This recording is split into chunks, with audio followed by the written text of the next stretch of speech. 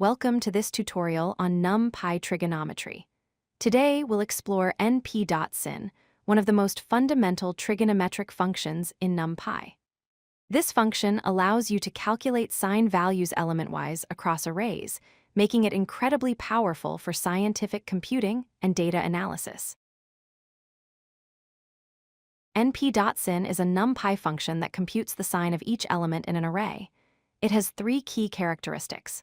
First, it works with arrays of any shape, whether you have a single value, a one-dimensional array, or multi-dimensional matrices. Second, input values must be in radians, not degrees. And third, it's vectorized, meaning it performs calculations on entire arrays at once, making it extremely fast compared to traditional loops. The syntax for np.sin is straightforward. You simply call numpy.sin and pass in your input x. The parameter x can be either an input array or a scalar value representing an angle in radians. The function returns an array of sine values with the same shape as your input. This consistent shape preservation makes it easy to work with in mathematical operations. Let's start with the simplest example. We import numpy as np, then calculate the sine of 0 radians. When we call np.sin of 0 and print the result, we get 0.0. This makes sense because the sine of 0 radians is mathematically 0. This example demonstrates how the function handles scalar inputs. Now let's see how np.sin handles multiple values at once. We create an array called angles containing 0, np.pi divided by 6, np.pi divided by 4, and np.pi divided by 2.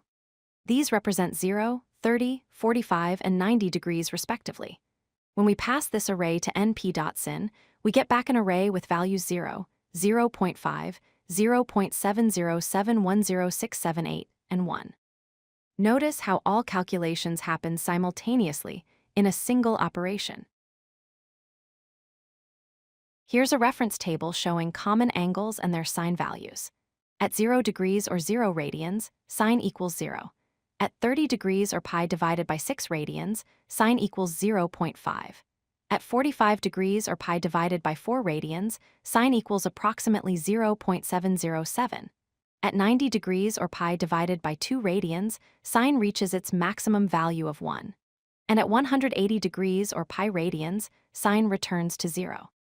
These values are fundamental in trigonometry and useful for verification. np.sin also works seamlessly with multidimensional arrays. Here we create a 2x2 matrix containing 0, pi divided by 2, pi, and 3 pi divided by 2. When we apply np.sin to this matrix, it calculates the sine for each element independently. The output shows a 2x2 array with values 0, 1, approximately 0, shown in scientific notation as 1.2246468 times 10 to the negative 16, and negative 1. The element-wise operation preserves the original array structure. Let's recap the key points about np.sin. First, input must always be in radians, not degrees.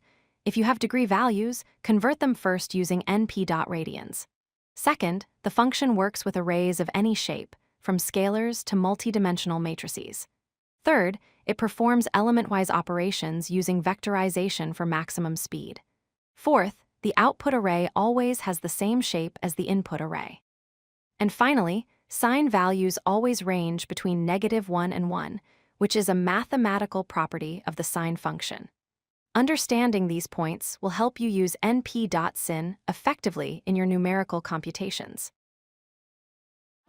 If you like this video, hit that like button and don't forget to subscribe. Visit codelucky.com for more such useful content.